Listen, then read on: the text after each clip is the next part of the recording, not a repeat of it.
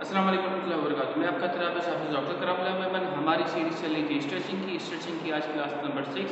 आज का हमारा टॉपिक है इंडिकेशंस और बेनिफिट्स ऑफ स्ट्रेचिंग।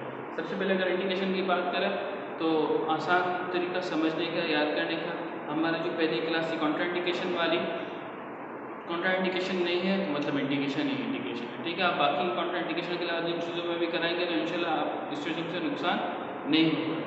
लेकिन फिर भी आप चाहते हैं कि चलो नुकसान नहीं हो रहा, फ़ायदा में कोई ऐसी चीज़ जिसमें फ़ायदा ही फ़ायदा हो, तो सिर्फ और सिर्फ आसान अल्फाज में स्ट्रेचिंग की एक ही इंडिकेशन है जिसमें स्ट्रेचिंग कराई जाती है, रिस्ट्रिक्टेड रेंज ऑफ मोशन।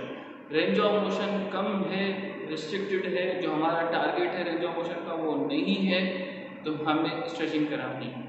अब टारगेट कितना है वो patient to patient, condition to condition vary करता है। तो आसान सा तरीका याद रखने का, या तो हमें कॉन्ट्राइंडिकेशन तो याद करने हैं, क्योंकि मैंने पहले वर्ष के तो कुछ याद हो ना याद हो, कॉन्ट्राइंडिकेशन ज़रूर याद हो।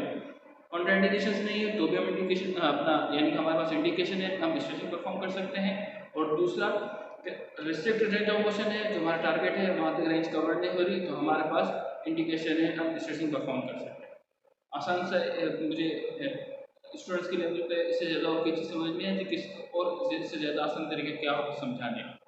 अब बेनिफिट्स की बात करें कि ये जो हम रेंज ऑफ मोशन परफॉर्म करा रहे हैं, रिस्ट्रिक्टेड रेंज ऑफ मोशन में स्ट्रेचिंग परफॉर्म करा रहे हैं, उसके क्या क्या बेनिफिट्स होंगे। तो भाई देखो, सबसे पहले हम करा क्यों रहे हैं कि रिस्ट्रिक्टेड है ना रेंज ऑफ मोशन, तो सबसे पहला बेनिफिट भी हमें ये होगा कि इम्प्रूव हो जाएगी जॉइंट की रेंज ऑफ मोशन, हमें रेंज ऑफ मोशन बड़ी भी मिलेगी जॉइंट के अंदर। सबसे पहला बेनिफिट हमें ये मिलेगा। अब जब रेंज ऑफ मोशन बढ़ रही है, पहले रिस्ट्रिक्टेड थी तो उसी के नीचे तमाम बातें आएंगी, ठीक है, उसके साथ मिलते जुलते हमें बेनिफिट्स मिलेंगे। दूसरा हमें क्या बेनिफिट मिल रहा है कि जो एक्सटेंसिबिलिटी है मसल की, यानी कि मसल का बढ़ने का साइज, उसके टेंडन हो गए, पेरी आर्टिकुलर जो है कनेक्टिव टिश्यूज हैं जितने भी, उन तमाम चीज़ों में हमें एक्सटेंसिबिलिटी मिल जाएगी, वो चीज़ें हमें बढ़ जाएंगी। क्योंकि रेंज ऑफ मोशन बढ़ रहा तो लास्ट में बात उन सब में कहीं ना कहीं इफेक्ट परफॉर्म हो रहा था, तो तमाम की तमाम चीज़ें रिलैक्स हो रही हैं, वो अपनी साइज को बढ़ा रही हैं और अपनी रेंज को बढ़ा रही हैं, तो ये हमें एक बेनिफिट मिल रहा है। दूसरा क्या, हमें ओवरऑल जनरल फिटनेस मिलेगी। जनरल फिटनेस क्या कि एक बंदा होता है, कभी यहाँ पे झुक रहा है, कभी वहाँ पे झुका, उसका मसल इम्बैलेंस वगैरह होता है, लेकिन अगर वो रूटीनली स्ट्रेचिंग परफॉर्म करता है, जब वो रूटीनली स्ट्रेचिंग परफॉर्म करता रहेगा तो उसके जो मसल है तो उसकी लेंथ नॉर्मल होती जाएगी। उसके जो, फॉर एग्जाम्पल अगर मेरा शोल्डर, ये राउंडेड शोल्डर है ना, मैं काम कर रहा हूँ, मैं आगे की तरफ, मेरा शोल्डर दोनों आगे की तरफ झुके रहता है, ठीक है, लेकिन मैं कंटिन्यूस स्ट्रेचिंग परफॉर्म करता हूँ तो ये बेहतर हो जाएगी। तो जब ये बेहतर हो गया, मेरा राउंडर शोल्डर वापस नॉर्मल की तरफ आ गया, मेरी फिटनेस बढ़ी ना। इसी अंदाज से मेरे बाइसेप थोड़ा शॉर्ट है, मेरा हाथ इस अंदाज का रहता है, लेकिन अगर मैं कंटिन्यूसली स्ट्रेचिंग परफॉर्म करता रहूँ तो ये नॉर्मल रेंज में रहेगा, मेरी जनरल लाइफ फिटनेस बढ़ी। तो दूसरा बेनिफिट हमें क्या मिल रहा है जनरल लाइफ फिटनेस का, रेंज ऑफ मोशन बढ़ने की वजह से, या फिर हम यूँ कहने के स्ट्रेचिंग होने की वजह से। तीसरा क्या होगा कि हमारा जो नॉर्मल न्यूरोमस्कुलर बैलेंस था, ठीक है, muscle group, different muscle group में, वो बढ़ता है, इन्हांस होता है, उसमें फ़ायदा होता है। क्या मतलब कि जब मुझे बाजू को मोड़ना है तो बाइसेप में काम करना है, ट्राइसेप में रिलैक्स होना है, एक एगोनिस्ट एंटागोनिस्ट बेसिक कॉन्सेप्ट होता है, ठीक है। इसी तरीके से बाजू को सीधा करना है तो ट्राइसेप में कॉन्ट्रैक्ट करना है और बाइसेप में अपने आप को रिलैक्स छोड़ना है। अब जब मैं स्ट्रेचिंग परफॉर्म करूंगा, फॉर एग्जांपल खुदा ना खासा कि मेरी ये रेंज रिस्ट्रिक्ट थी और सीधा बाजू नहीं हो रहा था, तो कहीं ना कहीं मेरा बाइसेप शॉर्ट था जिस वजह से नहीं हो रहा था।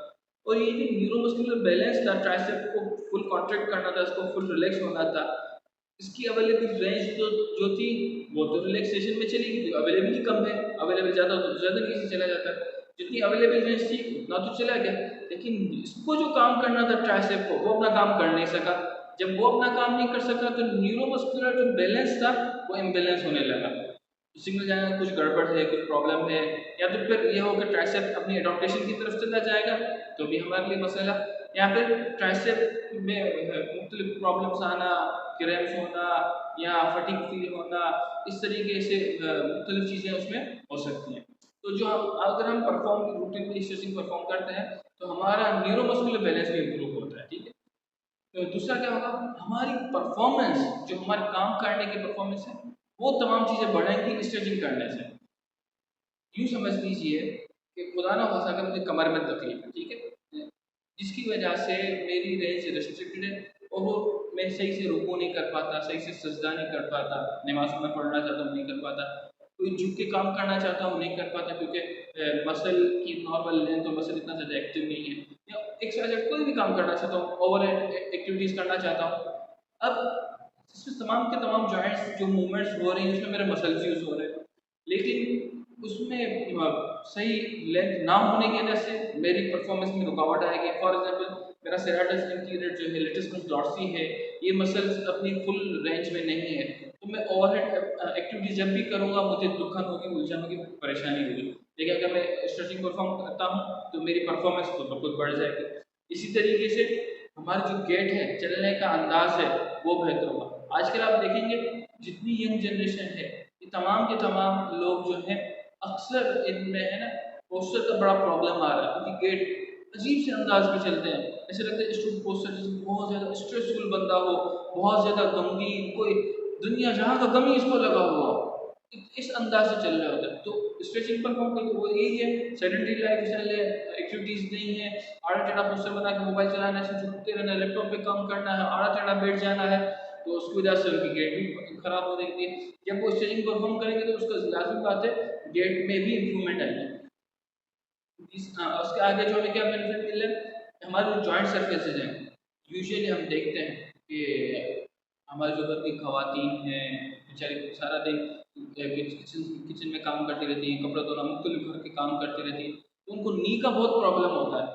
नी के प्रॉब्लम की स्टार्टिंग की वजह ये होती है कि जॉइंट कंप्रेशन की तरफ जा रहा है, इस वजह से यूजुअली प्रॉब्लम आ जाए। अगर हम स्ट्रेचिंग परफॉर्म करें तो हमें जॉइंट का जो स्पेस है, जॉइंट कंप्रेशन उसको रिडक्शन हो जाएगी और स्पेस हमें नॉर्मल मिलेगा। ठीक है, इसके साथ मैं एक और आपको मजे की बात बता दूं, मैंने बहुत ऑर्थोपेडिक सर्जन्स के अंडर में भी काम किया, उनके साथ भी काम किया, कुछ लोगों ने हमें सिखाया कि वो हमारा मोहसिन ने समझाने वाले हैं। बड़ा एक ये मसला आता है कि थोड़ा सा घुटनों की तकलीफ है, डॉक्टर फ़ौरन कहते थे कुर्सी पर नमाज़ पढ़ना शुरू करो। अब इसका सबसे बड़ा नुकसान क्या होता है, हम जब अतहियात में जा रहे होते हैं, अतहियात में बैठ रहे होते हैं, तो हमारा नी कंप्लीट बेंड होता है, जिसकी वजह से हमारा कॉर्डिसेप स्ट्रेच हो रहा होता है। इस कॉर्डिसेप के स्ट्रेच का फ़ायदा ये मिलता है कि हमारा नी प्रॉब्लम कम हो जाता है, लेकिन वो कुर्सी की नमाज़ पढ़ने का कहते हैं, अब वो नी बेंड होता नहीं, नी बेंड होता नहीं तो हमारी कॉर्डिसेप की प्रॉब्लम बढ़ती है, फिर ये आगे लेके जाती है, ठीक है, टोटल नी रिप्लेसमेंट, ऑपरेशन करना पड़ता है ज़्यादा मजबूरी में। तो मैं बार बार उनसे ये अर्ज करता हूँ अपने पेशेंट्स को, दिमाग अपने नॉर्मल रूटीन में पढ़ो, ये स्ट्रेचिंग कुदरती तौर पे आपकी स्ट्रेचिंग हो रही है और ये आपकी इंजरीज को प्रिवेंट कर रही है, जॉइंट रिडक्शन को प्रिवेंट कर रही है। ठीक है, इसी तरीके से हम नॉर्मल रूटीन में करेंगे तो हमारी इंजरीज भी कम होंगी। और सबसे बड़ा फ़ायदा ये है कि अगर हम किसी भी एक्सरसाइज करना चाह रहे हैं उससे पहले स्ट्रेचिंग परफॉर्म करते हैं तो उस एक्सरसाइज की जो बेनिफिट है वो बढ़ जाता है और मसल की जो इंजरी है उसका रिस्क कम हो जाता है। तो ये कुछ बेनिफिट्स से मैंने आपके सामने अर्ज किए, हमें अपने रूटीन में स्ट्रेचिंग को लाना चाहिए ताकि ये तमाम बेनिफिट्स हमारे रोज़मर्रा में काम आने वाले हैं, ये हमें भी फ़ायदा पहुँचे, हम दूसरों को भी सीखें ताकि उनको भी फ़ायदा। इसके साथ हम वीडियो का इख्तिताम करते हैं। मुझे इजाज़त दें, मैं आपका तरफ डॉक्टर कराम अहमद, इंशाल्लाह बहुत जल्द आपकी नेक्स्ट वीडियो में आएंगे, तब तक के लिए अस्सलाम वालेकुम।